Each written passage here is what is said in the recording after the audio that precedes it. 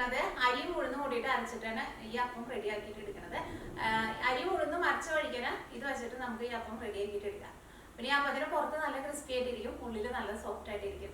പിന്നെ ഈ അപ്പത്തിന്റെ കൂടെ കഴിക്കാൻ വേണ്ടിയിട്ട് ഞാനൊരു മുളക് ചട്നി കൂടിയിട്ട് ഉണ്ടാക്കുന്നുണ്ട്. ഈ അപ്പത്തിന് കുറേശ്ശേരം എടുത്തിട്ട് ഈ മുളക് ചട്നിയിലായിട്ട് മുക്കിയിട്ടാണ് കഴിക്കാം. അതിന്റെ ടേസ്റ്റ് അറിയണമെന്ന് വെച്ചിട്ടുണ്ടെങ്കിൽ നമ്മൾ കഴിച്ചു നോക്കിയാൽ മാത്രമേ അതിന്റെ ടേസ്റ്റ് അറിയാൻ വേണ്ടിയിട്ട് പറ്റുള്ളൂ. ചട്നി എന്തായാലും റെഡി ആക്കിയിട്ട് എടുക്കാൻ വേണ്ടിയിട്ട് ഒട്ടും പാടില്ല. അപ്പൊ നമുക്ക് ഇനി ഒട്ടും സമയം കളയണ്ട തന്നെ റെഡി ആക്കിയിട്ട് എടുക്കുന്നതായിരിക്കും നോക്കാം. ഇനി ഇത് റെഡിയാക്കാൻ വേണ്ട സാധനങ്ങൾ എന്തൊക്കെയാന്ന് നോക്കാം. അപ്പൊ ഞാനിവിടെ 1 കപ്പ് പച്ചരി എടുത്തിട്ടുണ്ട്. അതിപ്പോ മെഷീൻ കപ്പിലായിരുന്നാലും കുഴപ്പമില്ല, നമ്മൾ ചായ കുടിക്കണ ഗ്ലാസ്സിലായിരുന്നാലും കുഴപ്പമില്ല. അപ്പൊ നമ്മൾ എടുക്കണ സെയിം കപ്പിൽ തന്നെ ഉഴുന്നും നമ്മൾ ആ ഗ്ലാസ്സിൽ തന്നെ എടുക്കണം. ഇപ്പൊ 250 ml മെഷീൻ കപ്പിലാണെന്ന് വെച്ചിട്ടുണ്ടെങ്കിൽ അപ്പോൾ ആ സെയിം കപ്പിൽ തന്നെ 1/4 കപ്പ് ഉഴുന്നെടുക്കുക. ഇപ്പൊ ചായ കുടിക്കുന്ന ഗ്ലാസ്സിലായിരുന്നാലും അതിനകത്ത് തന്നെ സെയിം 1/4 കപ്പ് ഉഴുന്നെടുക്കുക. അപ്പൊ ഞാനിവിടെ എടുത്തേക്കുന്നത് പച്ചരിയാണ് എടുത്തേക്കുന്നത്. പച്ചരി അല്ലെങ്കിൽ ഇഡ്ഡലി റൈസ് ആയിരുന്നാലും കുഴപ്പമില്ല കേട്ടോ. എന്നിട്ട് ഇത് രണ്ടും ഫസ്റ്റ് നന്നായിട്ട് കഴുകുക. അതിൻ്റെ 2 മണിക്കൂർ വെള്ളത്തിൽ കുതിർത്താൻ വേണ്ടിയിട്ട് വെക്കാം. ഒരു 2 മണിക്കൂർ കഴിയുമ്പോഴേക്കും അരിയും ഉഴുന്നും നല്ല സോഫ്റ്റ് ആയിട്ട് വരുമല്ലോ. പിന്നെ അത് വെള്ളത്തിലിട്ടിട്ട് നമ്മൾ കുറേ നേരം കുതിർത്താൻ വേണ്ടിയിട്ട് വെക്കണ്ട കേട്ടോ. കാരണം കുറേ നേരം വെള്ളത്തിൽ ഇട്ടിട്ടുണ്ടെന്ന് വെച്ചിട്ടുണ്ടെങ്കിൽ ഈ അരിയുടെയും ഉഴുന്നിൻ്റെയും ടേസ്റ്റൊക്കെ വെള്ളത്തിൽ പോകുമല്ലോ. അപ്പം നമ്മൾ ഇഡ്ഡലിക്ക് ആയിരുന്നാലും ദോശയ്ക്കൊക്കെ ആയിരുന്നാലും അരി ആയിരുന്നാലും ഉഴുന്നായിരുന്നാലും വെള്ളത്തിലിടുമ്പോൾ ഒരു 2 മണിക്കൂർ ആവശ്യം ഉണ്ടാവുള്ളൂ കേട്ടോ. അപ്പോൾ ഇത് രണ്ടും കൂടിയിട്ട് നല്ല പേസ്റ്റ് പോലെ നമ്മൾ ദോശയ്ക്കൊക്കെ അരച്ചിട്ടെടുക്കില്ലേ, അതേപോലെ അരച്ചിട്ടെടുക്കണം. ഞാനിവിടെ 1 ടീസ്പൂൺ പഞ്ചസാര എടുത്തിട്ടുണ്ട്. പിന്നെ ഇതിലേക്ക് ആവശ്യത്തിന് ഉപ്പും വേണം. ഇത്രയും സാധനങ്ങൾ മാത്രമേ ആവശ്യമുള്ളൂ കേട്ടോ ഇത് റെഡിയാക്കാൻ വേണ്ടിയിട്ട്. ഇത് നമ്മൾ ഫെർമെൻറ്റേഷൻ ഒന്നും ചെയ്യാൻ വേണ്ടി വെക്കേണ്ട ആവശ്യമില്ല. ഇനി ഇതിൻ്റെ കൂടെ കഴിക്കാൻ വേണ്ടിയിട്ട് ഞാനൊരു മുളക് ചട്നി ഉണ്ടാക്കുന്നുണ്ട്. അപ്പോൾ ഞാനിവിടെ സാധാരണ ഉണക്കമുളക് എടുത്തിട്ടുണ്ട്. അപ്പോൾ നിങ്ങൾക്ക് ചട്നിക്ക് അത്രയും എരിവ് വേണ്ട, ചട്നിക്ക് കുറച്ചും കൂടി നല്ല കളറൊക്കെ വേണമെന്ന് വെച്ചിട്ടുണ്ടെങ്കിൽ നമ്മുടെ പിരിയമുളക് ഉണ്ടല്ലോ, പിരിയമുളകും പിന്നെ ഈ നമ്മുടെ സാധാരണ മുളകും കൂടിയിട്ട് മിക്സ് ചെയ്തിട്ട് ചേർത്തിട്ട് ചട്നി ഉണ്ടാക്കിയാലും കുഴപ്പമില്ല കേട്ടോ. അപ്പോൾ ഞാനിവിടെ സാധാരണ എരിവുള്ള മുളകാണ് എടുത്തേക്കുന്നത്. അത് ഞാനിവിടെ ഒരു 12 മുളക് എടുത്തിട്ടുണ്ട്. പിന്നെ ഇത്രയ്ക്ക് വലിപ്പമുള്ള വാളംപുളി എടുത്തിട്ടുണ്ട്. ഇത് രണ്ടും കൂടിയിട്ട് നമ്മൾ എണ്ണയിൽ വഴറ്റിയിട്ടാണ് എടുക്കുന്നത്. എണ്ണ ഉണ്ടെന്ന് വെച്ചിട്ടുണ്ടെങ്കിൽ നല്ലെണ്ണ ഉണ്ടല്ലോ, നമ്മൾ അച്ചാറൊക്കെ ഉണ്ടാക്കാൻ വേണ്ടിയിട്ട് എടുക്കുന്നത്. അങ്ങനെ നല്ലെണ്ണയിൽ ഉണ്ടെന്ന് വെച്ചിട്ടുണ്ടെങ്കിൽ നല്ലെണ്ണയിൽ ഇത് രണ്ടും നമ്മൾ വഴറ്റിയിട്ട് എടുക്കുക. അപ്പോൾ നമ്മുടെ ചട്നിക്ക് നല്ല ടേസ്റ്റ് ഉണ്ടാവും. പിന്നെ ചട്നിയിലേക്ക് താളിച്ച് ചേർക്കാൻ വേണ്ടിയിട്ട് കടുകും വേണം. പിന്നെ ചുവന്നുള്ളി ഉണ്ടെന്ന് വെച്ചിട്ടുണ്ടെങ്കിൽ ചുവന്നുള്ളി എടുക്കുക. ഞാനിവിടെ സവോളയും എടുത്തിട്ടുണ്ട്, പൊടിയായിട്ട് കട്ട് ചെയ്തിട്ട് എടുത്തിട്ടുണ്ട്. പിന്നെ കറിവേപ്പില എടുത്തിട്ടുണ്ട്. അപ്പോൾ ഇത്രയും സാധനങ്ങളാണ് നമ്മുടെ മുളക് ചട്നി ഉണ്ടാക്കാൻ വേണ്ടിയിട്ട് വേണ്ടത്. അപ്പോൾ ഈ മുളക് ചട്നിയുടെ കൂടെ ഇത് കൂടിയിട്ടാണ് കഴിക്കാൻ വേണ്ടിയിട്ട് നല്ല ടേസ്റ്റ് ആയിരിക്കും. അപ്പോൾ ഫസ്റ്റ് നമുക്ക് അരിയും ഉഴുന്നും കൂടിയിട്ട് ഒന്ന് അരച്ചിട്ടെടുക്കുക. അപ്പോൾ മിക്സിയുടെ ജാറിലേക്ക് അരിയും ഉഴുന്നും ചേർക്കുക. ആയിരുന്നാലും ഉഴുന്നായിരുന്നാലും നമ്മൾ കുതിർത്താൻ വേണ്ടിയിട്ട് വെക്കുമ്പോൾ ഫസ്റ്റ് അരി നന്നായിട്ട് നമ്മൾ കഴുകുമല്ലോ. അത് കഴിഞ്ഞിട്ട് പിന്നെ അരി ജസ്റ്റ് വെള്ളത്തിൽ മുങ്ങി കിടക്കാൻ ആവശ്യത്തിനുള്ള വെള്ളം ചേർത്താൽ മതി. അപ്പോൾ നമ്മൾ അരച്ചിട്ട് എടുക്കുമ്പോൾ നമുക്ക് ആ സെയിം വെള്ളത്തിൽ തന്നെ അരി അരച്ചിട്ട് എടുക്കാനും പറ്റും. അപ്പോൾ നമ്മുടെ അരിയുടെ ആ ടേസ്റ്റ് ഒട്ടും വെള്ളത്തിൽ പോവില്ല. അതിലേക്ക് ഉഴുന്നും ചേർക്കാം. അപ്പോൾ ഞാനിവിടെ ഈ ഉഴുന്ന് നന്നായിട്ട് കഴുകിയിട്ടാണ് ഇട്ടിട്ടുണ്ടായിട്ടുണ്ട്. അപ്പോൾ അതുകൊണ്ട് തന്നെ ആ വെള്ളവും കൂടിയിട്ട് അതിലേക്ക് ചേർക്കുന്നുണ്ട്.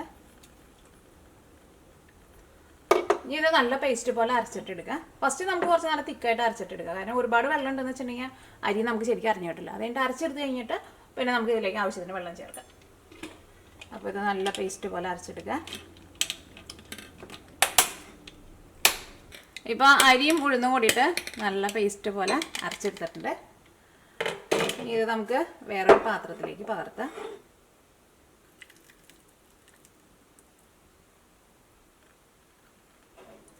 ഇനി അതിലേക്ക് 1 ടീസ്പൂൺ പഞ്ചസാര ചേർക്കാം. ഇപ്പോൾ നിങ്ങൾക്ക് പഞ്ചസാര വേണ്ടാന്ന് വെച്ചിട്ടുണ്ടെങ്കിൽ പഞ്ചസാര ചേർത്തില്ലെങ്കിലും കുഴപ്പമില്ല കേട്ടോ. പക്ഷേ പഞ്ചസാര ചേർത്താലും ഇത് നമ്മൾ കുറച്ചല്ലേ ചേർക്കണുള്ളൂ. അപ്പോൾ ഒരു മധുരത്തിൻ്റെ ടേസ്റ്റ് എന്തായിരുന്നാലും വരില്ല കേട്ടോ. ആ ഉഴുന്നിൻ്റെ ഒരു പച്ച ടേസ്റ്റ് അങ്ങോട്ട് മാറി നിൽക്കും പഞ്ചസാര ചേർത്തിട്ടുണ്ടെങ്കിൽ. ഇതിലേക്ക് ആവശ്യത്തിന് ഉപ്പ് ചേർക്കാം. ഇത് നന്നായിട്ടൊന്ന് മിക്സ് ചെയ്യാം. നമുക്കിത് മിക്സ് ചെയ്ത് കഴിഞ്ഞിട്ട് നമുക്ക് വെള്ളം ആവശ്യമില്ല അതനുസരിച്ചിട്ട് ചേർത്ത് കൊടുക്കാം. മാവ് ഒരുപാട് ഭയങ്കര തിക്കായിട്ടിരിക്കരുത്. ഞാനൊന്ന് മിക്സ് ചെയ്ത് നോക്കട്ടെ. അപ്പോൾ ഇത് കണ്ടോ, ഞാൻ നല്ല പേസ്റ്റ് പോലെയാണ് അരച്ചിട്ട് എടുത്തേക്കുന്നത്. അത് നിങ്ങൾ അരച്ചിട്ട് എടുക്കുമ്പോൾ പ്രത്യേകം ശ്രദ്ധിക്കുക.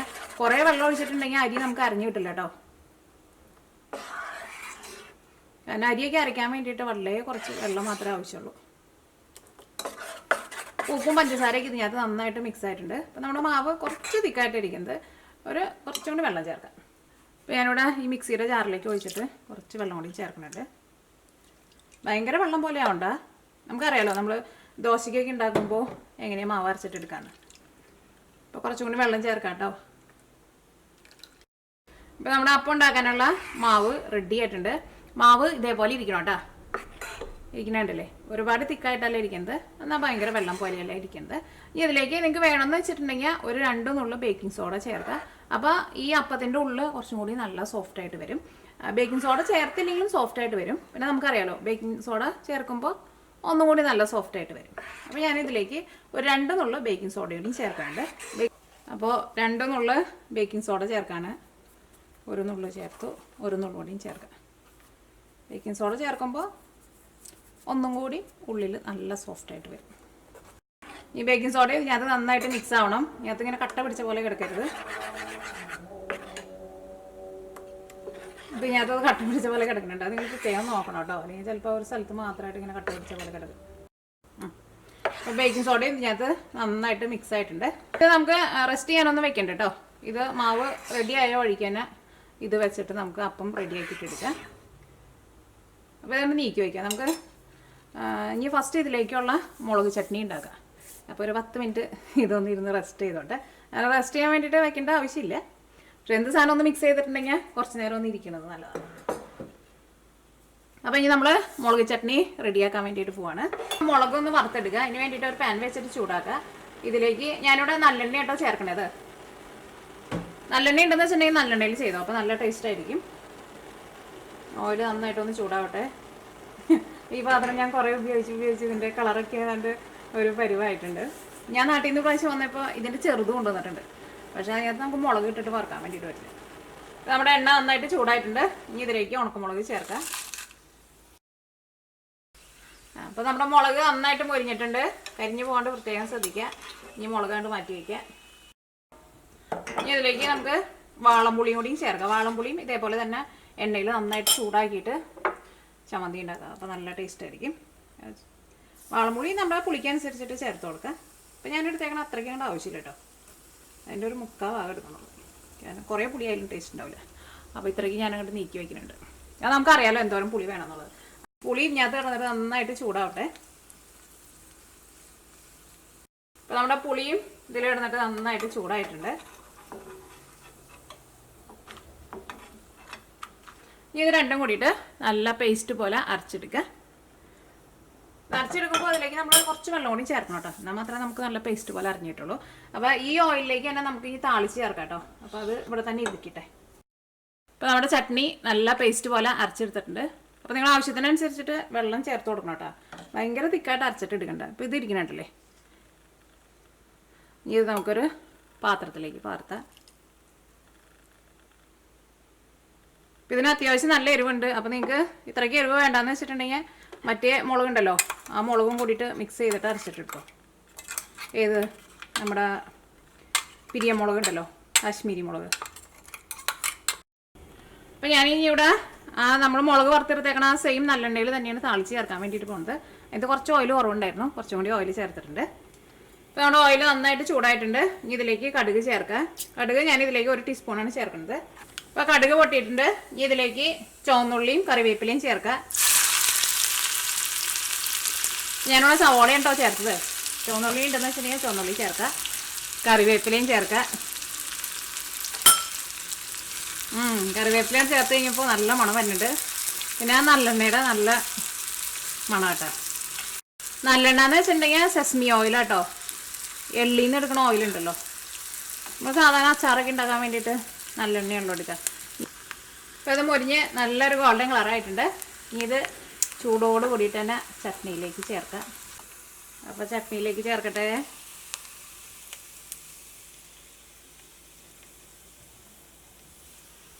നല്ല മണം വരുന്നുണ്ട്.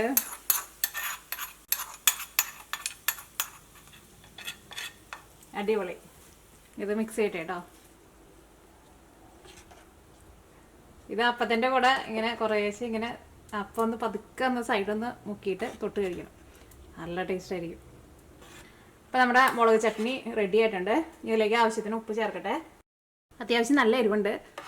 അത് നമ്മുടെ അപ്പത്തിൻ്റെ കൂടെ മുക്കി കഴിക്കുമ്പോൾ അത്രയ്ക്കാണ്ട് എരിവ് തോന്നില്ല. പിന്നെ പുളിയുണ്ട് കേട്ടോ, അത്യാവശ്യം നല്ല പുളിയുണ്ട്. അപ്പോൾ അതുകൊണ്ട് തന്നെ എരിവ് അത്രയ്ക്ക് അധികമായിട്ട് തോന്നണില്ല. എന്നാലും അത്യാവശ്യം നല്ല എരിവുണ്ട്, നല്ല ടേസ്റ്റ് ഉണ്ട്.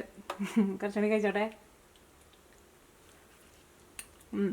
ചോറിൻ്റെ കൂടെ കഴിക്കാനും നല്ല ടേസ്റ്റ് ആയിരിക്കും കേട്ടോ.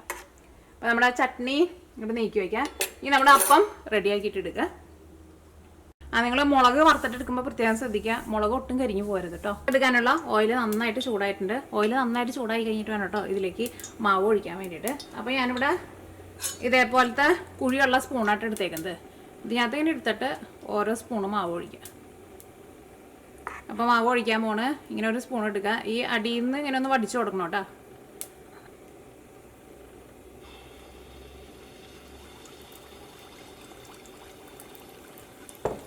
നന്നായിട്ട് ചൂടായി കഴിഞ്ഞ് കഴിയുമ്പോൾ ഇതിങ്ങനെ മുകളിലേക്ക് പൊന്തി വരും. തീ ഒട്ടും കുറച്ച് വെക്കണ്ട കേട്ടോ. തീ നന്നായിട്ട് കൂട്ടി തന്നെ വയ്ക്കുക. മുകളിലേക്ക് പൊന്തി കഴിഞ്ഞ് കഴിയുമ്പോൾ തീ പതുക്കെ ഒന്ന് കുറച്ച് വെച്ചോ. എന്നാൽ ഒരുപാട് കുറച്ച് വെക്കരുത്. അത്യാവശ്യം നല്ല ചൂട് എപ്പോഴും നിൽക്കണം. പൊന്തി കഴിഞ്ഞിട്ടുണ്ടെങ്കിൽ പിന്നെ തീ ഒരുപാട് കൂട്ടി വയ്ക്കണ്ട. ഇതിനെ തിരിച്ചിടുക. ഒരു സൈഡ് മുരിഞ്ഞിട്ടുണ്ട്.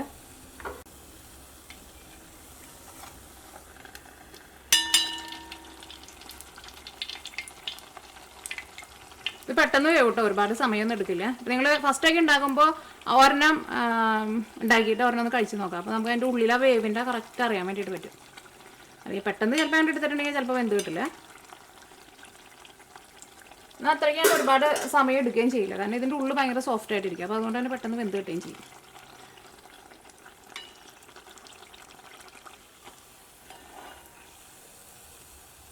ഇത് രണ്ട് സൈഡും നന്നായിട്ട് മുരിഞ്ഞിട്ടുണ്ട്. ഇനി നമുക്കിത് ഓയിലിൽ നിന്ന് എടുക്കാം. ഇങ്ങനെയുണ്ട് നമ്മുടെ അപ്പം.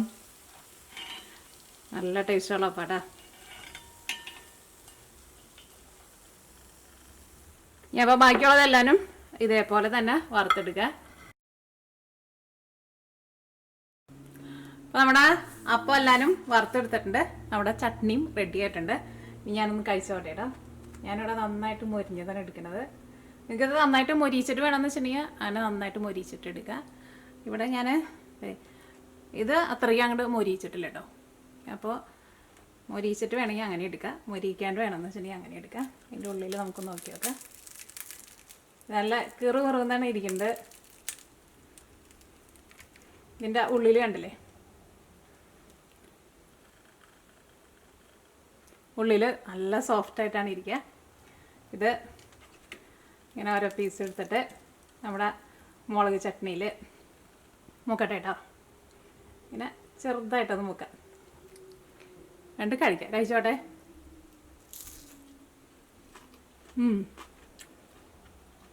നല്ല ടേസ്റ്റ് ഉണ്ട്. ഉള്ളിൽ നല്ല സോഫ്റ്റായിട്ടാണ് ഇരിക്കുന്നത്. പിന്നെ സൈഡിലൊക്കെ നന്നായിട്ട് മുരിഞ്ഞിട്ടുണ്ട്. മുളക് ചട്നിക്ക് അത്യാവശ്യം നല്ല എരിവുണ്ട്. പക്ഷെ നമ്മൾ ഇതേപോലെ ഇങ്ങനെ കുറേശ്ശെ കണ്ട് മുക്കി കഴിക്കുമ്പോൾ ആ എരിവാൻ തോന്നണില്ല കേട്ടോ. കണ്ടുകൊണ്ട് കഴിക്കാം. നല്ല രസമുണ്ട്. അപ്പോൾ നിങ്ങളെല്ലാവരും ട്രൈ ചെയ്ത് നോക്കാം. ഉറപ്പായിട്ടും എനിക്ക് എല്ലാവർക്കും നല്ല ഇഷ്ടം. പിന്നെ നിങ്ങളെല്ലാവരും ട്രൈ ചെയ്ത് നോക്കാം. അപ്പോൾ ഈ നാളെ നമുക്ക് വേറൊരു പുതിയ റെസിപ്പി ആയിട്ട് വരാം.